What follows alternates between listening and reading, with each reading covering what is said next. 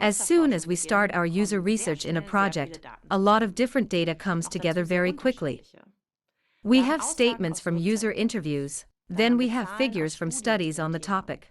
Often we also have articles or contributions that we have found in our research.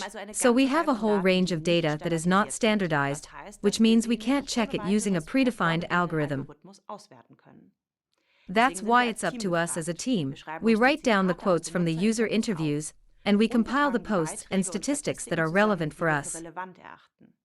Then we make the data visible to everyone on the team, organized by source. Now, it's helpful for the team to first gain an easy entry point into data analysis. That is, not to try to capture all the data right away and identify possible patterns.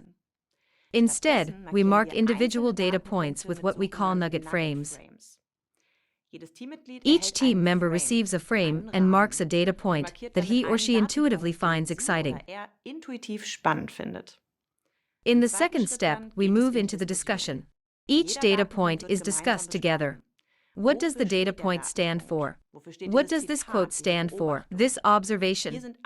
Here, all team members have to join in the discussion, not only the person who set the respective frame. In such discussions, cross-connections to other data points often emerge. For example, because initial patterns in the data are recognized through the discussion. Teams often try out different frameworks to restructure the data. Especially at the beginning, this nugget frame helps to start with a few data points and will open up further data step by step.